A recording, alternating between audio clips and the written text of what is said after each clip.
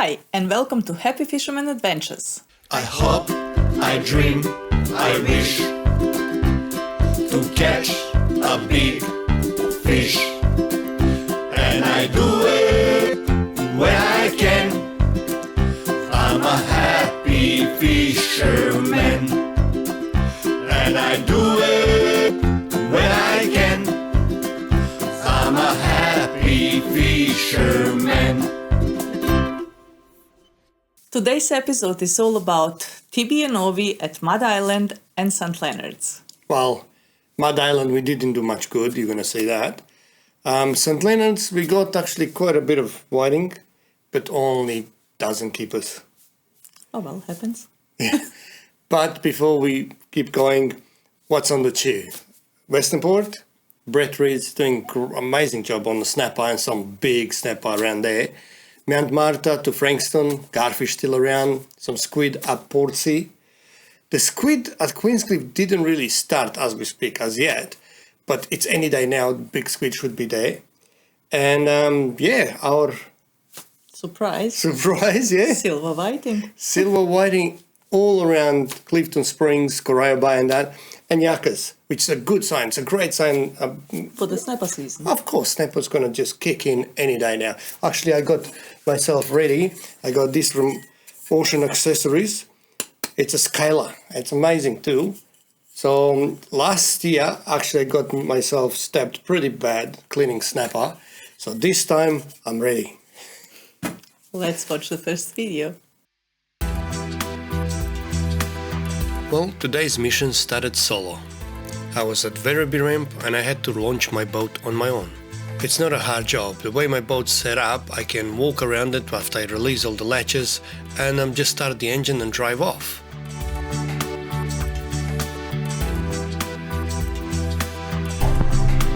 Well, we're gonna go and pick up Ovi from St Leonards. I'm puffed out, as you see. I was jumping up and down the boat. And try for some nice gummies. And let's hope some nice King George whiting. As you can see here, the weather was magnificent. Water was absolutely flat and at 5,200 RPM I was doing nearly 60 km an hour. From Werribee to St Leonards is just around 30 km and I did that in just around half an hour. Ovi was ready. And as you see, he was very excited to go fishing today as he missed quite a few weeks of good fishing with us. So our first mission was to try for a gummy at Mud Island. As we got there, we set up all the rods and hoping for the best. But in meantime, Ovi was getting flathead after flathead, doubles and all undersized. Same time I was improvising. I tried this here fishy smell gel attractor which you rub on your soft plastics or even squid jigs and that and just make them a little bit more attractive. And yes, it works great, but flatheads were smashing my soft plastics and I just got a little bit sick and tired of catching them. In the meantime, my friend Lenny arrived and his mission today was to get some squid. Later on, when I checked my underwater camera, what can I say? There was millions of flatheads under, some Port Jacksons, we actually caught some of them as well, and all the other stuff, we see no gummy shark at all. But the highlight of the day for me was these brittle stars. They're actually on the seafloor and the way they moved, first I thought they baby octopus, but then when I zoomed in, they just acrobatic stars. The way they move, just amazing. Some fish like skates, rays, pufferfish, wrasse actually feed on these stars. And their movement, actually, it's called the dance of survival because they do that to escape the predators. We're going to do actually a bit of a doc on just them in one of our episodes, but at the moment, we're just giving you a little bit of info how they look and what they are.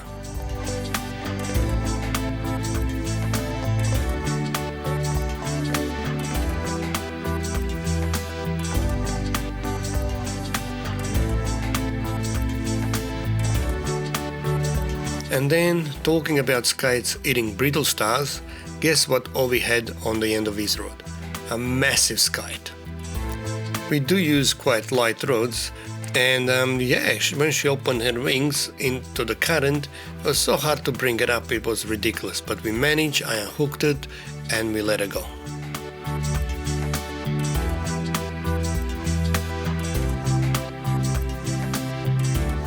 Just to top it up, we did catch a few banjos, we did catch a few Port Jacksons, but no quality fish today, and all the flatheads were undersized. We decided to spend another 5 to 10 minutes here, pack up slowly, and then go to St Leonards and try for some King George whiting. On our Seaview underwater gadget, same story. Flatheads in the millions, Port Jacksons everywhere, so it was time to pull the pin and move.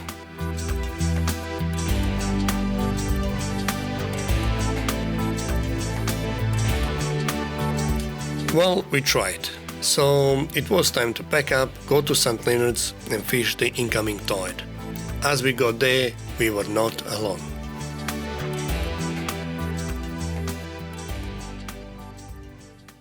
As you saw in the first video, they didn't do much good at Mud Island, so they moved to St Leonards. Yeah, here we actually met with a lot of people. There was a lot of people there, and we started catching straight away, but the fish was way too small.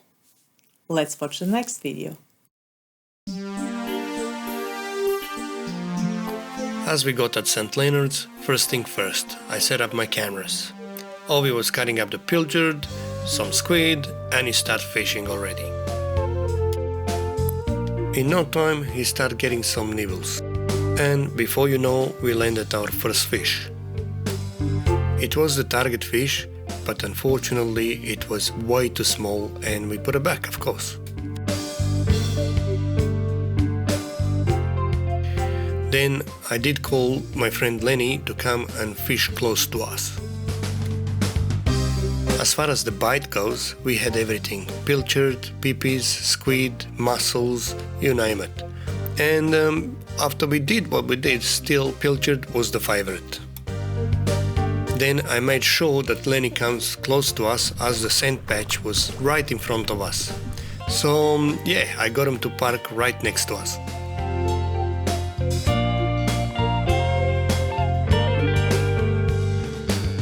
As far as the setup goes, I was using Reedy's Tinganosta rig and Ovi was using his homemade Paternoster rig, so we just tried something different. Both of these rigs work perfect. The advantage of Paternoster rigs is actually that you can sometimes get 2 fish at a time. Paternoster also means that you don't put 1 fish back in the water, but you have to throw 2 fish back. Anyway, we had fun, we were catching, but the fish was small. So even on the other side, Lenny was onto them, but there was no keepers. Some of them were legal, I have to say that they were like 28, 29, but they're way too small, they're still way too small. Best part of it, it was actually a really nice warm day, so we had to strip some clothes off, and I can tell you, I could not think of a better place to be than here today. Then, as you can see here, Ovi went a level up, he went short sleeves. We just love this kind of winter days, bring them on. I was observing around, watching what other people are doing, and some other people were actually catching them, but the fish was way too small. Talking to Lenny next to us, even they were catching only small species. Same time last year, they were all keepers, 32 to 45 centimeters. This time, out of 100 fish, you may keep 5. Then I decided to put the camera down and see if we can actually capture on the camera some different species or anything, because we were only catching King George whiting, but they were way too small. One thing I can say, we are on top of good ground. It's actually a mix of grass and sand patches, which is actually top environment for King George whiting.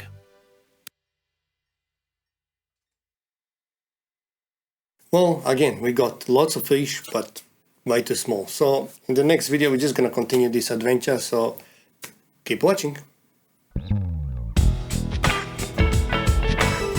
Well, strangely enough, as the sun was going down, it was still nice and warm. The water was like mirror. It was unbelievable. Very pleasant to be out here. But the fish was still small. If you look closely, both of us are fishing with one rod only. We were very busy. Our technique, as usual, hold the rod in the hand, wind slowly, just make that connection with the actual sinker, and you'll feel every nibble that goes around. We actually managed to land over 100 fish today, but there were only about a dozen keepers. When I did check the underwater camera later, there were some monsters under the boat, like this big 7-gill, there are few stingrays, but nothing spooked the whiting. The whiting was there and we were busy consistently.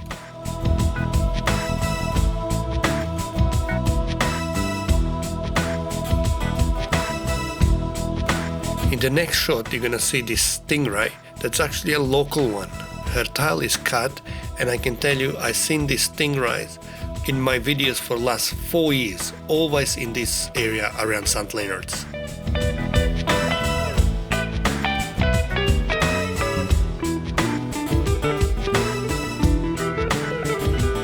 Well, after about 3 hours of non-stop King George action, Ovi said he can't wait to go tomorrow to work so he can relax a little bit. He must have been exhausted reeling so many fish in. And also he got exhausted throwing them back.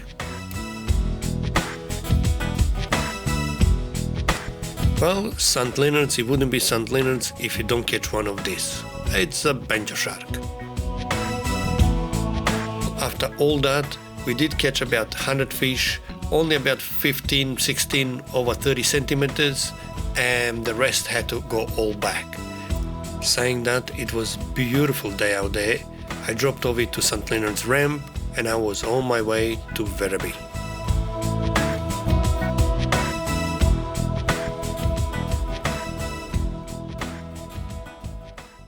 Since we have lots of questions about the Seaview Explorer, we're going to try our best to answer them. Well, today we're going to show you 2 ways how to use it. Obviously, how we search for the ground with the Seaview and the tripod mode. So in the next video, we're going to do our best to explain what this system does. Let's watch the next video.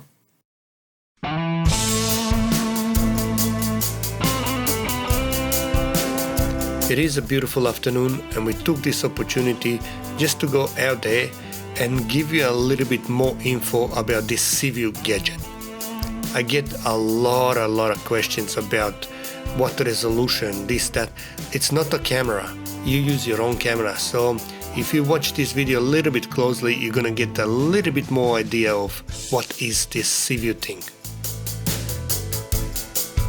Seaview Explorer is actually invented by a friend of ours, Charlo, and Charlo's already winning global awards for his design. So we took off to Prince George, and our first application is to scan the ground. To do that, we actually need the housing, the fin, and we need some weights.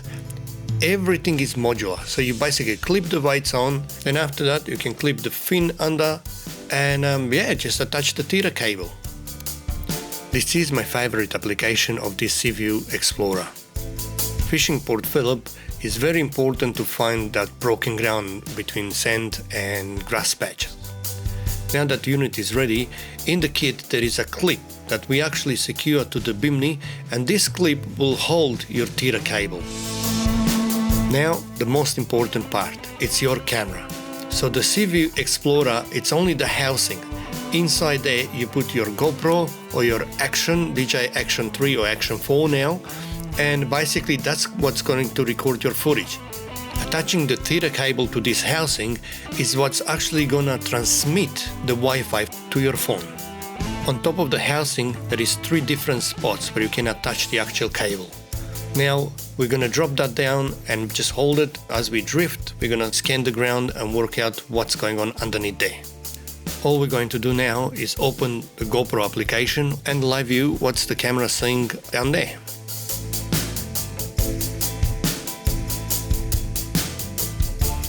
Obviously, the application will allow you to record, stop, change the settings if you need to, and all that kind of stuff. It is very sunny outside, and the screen on iPhone actually reflects, so it's hard to film what we see. Actually, GoPro doesn't actually capture all this glare in front of it, but we do see crystal clear on the phone what's going on out there. What I'm going to do here now, I'm going to change the spot of the clip. I'm going to put it at the back so the camera faces more down. So when we keep the camera about a half a meter above the ground, the camera will point towards the ground. Here we manage a little bit of shade so you can actually see better how the ground looks on your phone. It's a crystal clear picture. This reflection is only because the way the camera's recording, but it's actually crystal clear picture. Now, the second application is when we anchor, we got this tripod. So what that allows us to do is drop the camera on the floor and get all this nice steady footage that you see that we actually publish from time to time. Great part about this tripod is that you can attach the burley bucket so you can attract the fish close to the camera and capture some close-ups. Here you can see how steady the tripod is. The boat's moving, but the actual tripod on the bottom is recording steady as. We mentioned this clip before, and yeah, all it does is secure your tiller cable. Now, the most important. If you are just buying yourself an action camera, maybe at this stage go for DJI Action 4. The reason being, it is much better connection and it doesn't drop off as the GoPro does. GoPro actually drops off quite often. There is nothing to do with the Seaview. It's actually, even if you hold the GoPro in the hand and your phone in the other hand, sometimes it drops off. Hopefully I answered quite a few questions that I have been asked, and in near future we'll do a drifting and a trolling application as well of this Seaview gadget.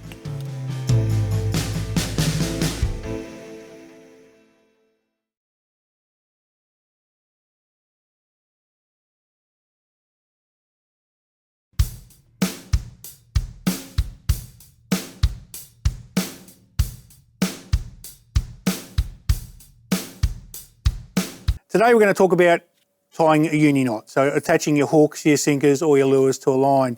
We often have people having issues with line breaking and falling apart and losing fish, and 9 times out of 10 it's not a bad line or not using the correct way to line. Unfortunately it comes down to tying a simple knot. We've all been brought up how to tie a simple blood knot, and what I'm going to quickly tie up now is a blood knot. And we're going to see why this knot in modern lines is probably not one of the best knots to use. So we'll just tie this up very, very quickly. A few turns there. We'll pass that back through and form that up. Normally we'd wet it and lock it in properly. There we go. Perfectly tied blood knot. I'd be happy to use that. The only disadvantage with this blood knot on modern lines, under a little bit of tension and load, it actually slips. And we've all been caught out where you've been snagged or you've broken up on a fish, and you'll come back and you'll see the end of that line's got a little squiggle or curl to it. The line hasn't broken. Unfortunately, the knot's actually failed and it's let go. It's just slipped because there was nothing there to hold it in place. And unfortunately, we've lost our fish and lost our gear with it. The quickest and easiest knot I found to use is called the uni knot. It's really simple to tie, especially for people like me who've got big fat fingers, can't see real well. We can tie the uni knot, which is a matter of passing your line through the object, hook, lure, swivel, doesn't matter what it's going through. We're then going to make a nice big figure 6, so just a nice big loop laying on top. Our main line then comes back from behind, and all we're going to do is pass that line through the loop and around. Once, twice, 3, 4, one more for good luck, 5. We pull our hands apart and tighten it up. We then wet the line, slide it in and lock it in position. We then trim that tag in nice and close because we know it's not going to fail. And then we pull and that knot can't fail. That is how we tie a nice and easy uni knot.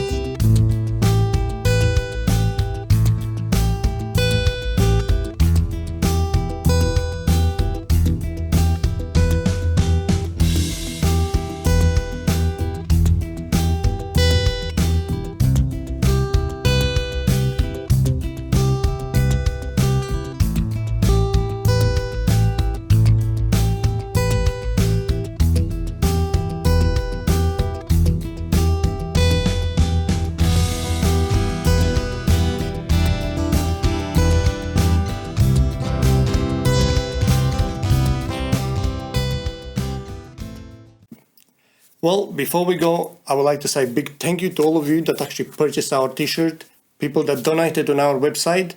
We're sorry that we missed a couple of episodes. Unfortunately, we got a little bit busy. There is still some t-shirts. If you, after Father's Day present that, you can get them at Mick Hooked on Bite and Tackle. You can get them in Geelong Marine World in Geelong. You can get them online, happyfisherman.com.au. And if you're looking for a present for your dad, ask him what fish does he target. And then go and see a proper fishing shop like Complete Angler, Trellis, Mick, Hooked on Bite and Tackle. They're more than happy to actually assist you and give you the right tool. Thank you for watching. Please subscribe to our YouTube channel and we will see you next time. I hope, I dream, I wish to catch a big fish. And I do it when I can. I'm a happy fisherman. And I do it when I can. I'm a happy fisherman.